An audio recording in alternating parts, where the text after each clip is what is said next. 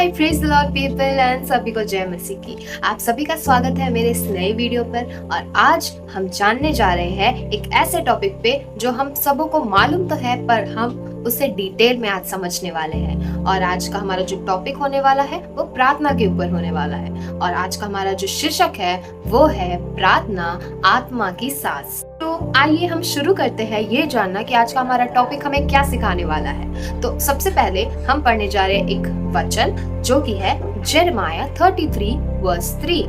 Call unto me and I will answer you and show you great and mighty things that you do not know.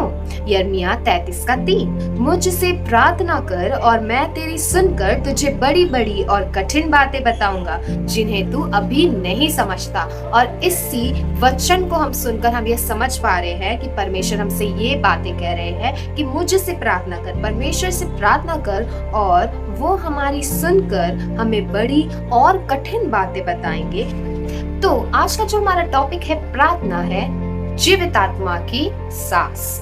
तो सबसे पहले हमें यह जानने की कोशिश करना चाहिए कि प्रार्थना का आखिर असली परिभाषा, उसका असली डेफिनेशन क्या है। तो चलिए देखते हैं। और मैंने भी ऐसे ही जब जानने की कोशिश की कि इसकी असली परिभाषा और डेफिनेशन क्या है, तो मैंने 3 लेखकों को किताब लिखे थे उन्होंने प्रार्थना के विषय में, तो मैंने उसे पढ़ा था और कुछ जो मिलती जुलती चीजें थे उनको लेकर मैंने कुछ बनाया एक सारांश के टाइप में। तो उसका जो सारांश कहता है वो ये है, प्रार्थना आत्मा की सांस है जो परमेश्वर से मिलन और उसकी इच्छा को समझने का माध्यम है। यह न केवल मांगने का कार्य है बल्कि आत्मा का समर्पण और परमेश्वर की उपस्थिति में रुक जाना है।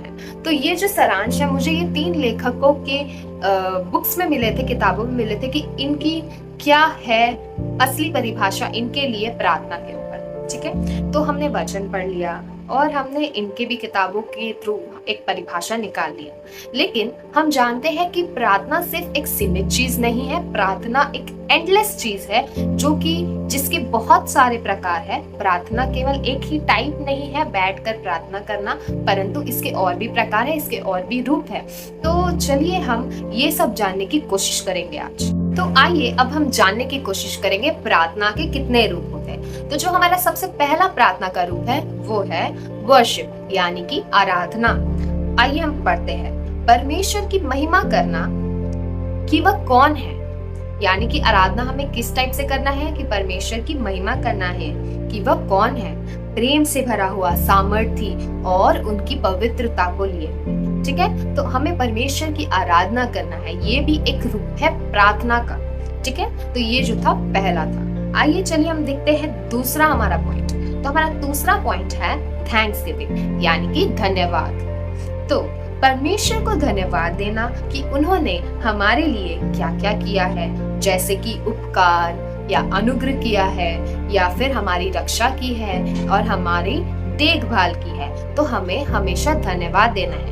ये भी एक रूप है प्रार्थना का। चलिए देखते हैं हमारा तीसरा पॉइंट है कन्फेशन यानी कि पापों का स्वीकार। पाप स्वीकार करना है और क्षमा मांगना है परमेश्वर से, ये भी एक प्रार्थना का रूप है। ठीक है, आगे बढ़ते हुए हम देखते हैं हमारा चौथा पॉइंट जो कि है सप्लिकेशन यानी कि निवेदन, रिक्वेस्ट करना। ठीक है, अपनी जरूरतें, परेशानियां, इच्छाओं में सहायता मांगना, यानी कि हम जब परमेश्वर से निवेदन करते हैं, अपनी जरूरतों के लिए, अपनी परेशानियों को शेयर करते हैं और अपनी इच्छाओं में उनकी सहायता मांगते हैं, तो ये भी एक प्रार्थना का रूप है।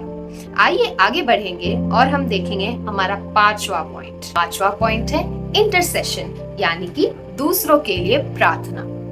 अपने लिए, अपने कलीसिया के लिए, दोस्तों के लिए, पड़ोसियों के लिए, उनकी चंगाई के लिए, उनकी शांति के लिए और फिर उनके उद्धार के लिए या फिर उनके कोई नाकाम चीज को काम हो जाए इसलिए या फिर उनकी सहायता के लिए जिन चीज़ों में उनकी ज़रूरत है या कोई कमी है उसे पूरा करने के लिए हमें प्रार्थना करना चाहिए। यानी कि सिर्फ हमें अपने लिए नहीं परंतु दूसरे लोग जो हमारे आसपास रहते हैं, हमसे मिलते हैं, हमसे बातें करते हैं, उनके लिए भी हमें प्रार्थना करनी चाहिए और ये भी प्रार्थना का एक रूप है। आइए आगे बढ़ते हैं और हम देखते हैं हमारा 6वां पॉइंट जो कि है सरेंडर यानी कि समर्पण। अपने आप को समर्पित करना, अपनी इच्छा और योजनाओं को परमेश्वर के पास लाना और उनके हाथों में समर्पित करना और कहना कि तेरी इच्छा पूरी हो।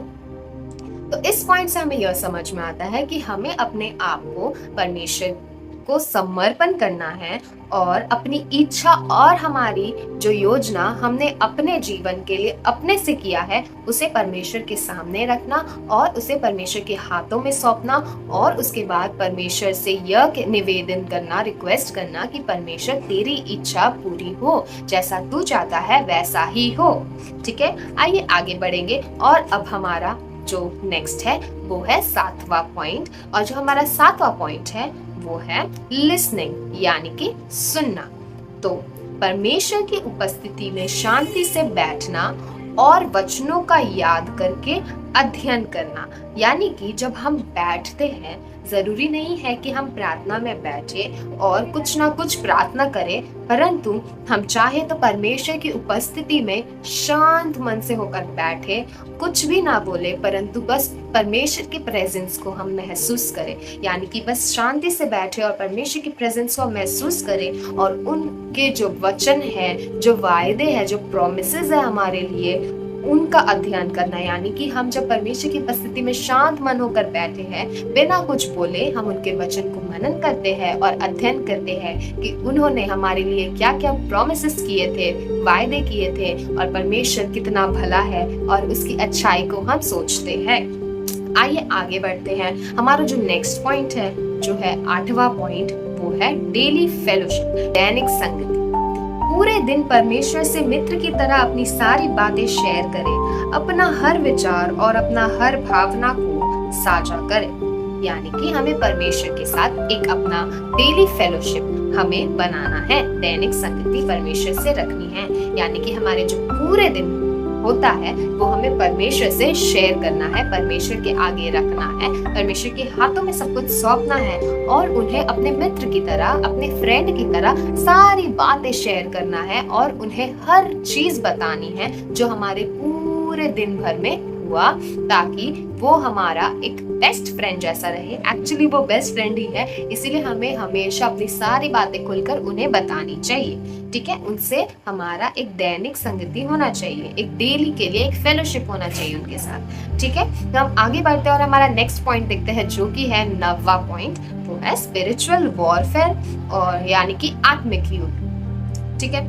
बुराई के खिलाफ प्रार्थना करना और परमेश्वर के वचन के साथ विश्वास में दृढ़ रहना। ये हम सब जानते हैं, बुराई के खिलाफ हमें हमेशा प्रार्थना करना चाहिए। सुबह शाम रात दिन हमें प्रार्थना करना चाहिए बुराई के खिलाफ और परमेश्वर के वचन के साथ विश्वास में दृढ़ रहे और हमें परमेश्वर के वचन को बोल बोल कर विश्वास में और दृढ़ होना है। तो ये हमें तैयार करता है हमारे आत्मिक युद्ध के लिए। तो ये भी जो है, ये जो जितना भी पॉइंट मैंने बताया वो है हमारा प्रार्थना के अलग अलग प्रकार या अलग अलग रूप। ठीक है, तो ये जो 9 पॉइंट मैंने दिया, ये 9 पॉइंट बहुत ही इंपॉर्टेंट है क्योंकि ये हमें सिखाता है कि प्रार्थना सीमित नहीं है, पर प्रार्थना बहुत कुछ है। ठीक है, वो एक छोटा कार्य नहीं है परंतु बहुत बड़ा कार्य है जिसमें बहुत कुछ इंक्लूड होता है और हमें इसे मद्देनजर रखते हुए सब कुछ करनी है। तो ये हमारा लास्ट पॉइंट था और मैंने आपको टोटल 9 पॉइंट्स दिए हैं, जिसमें हमने सबसे पहले हमने पढ़ा था वर्शिप यानी कि आराधना,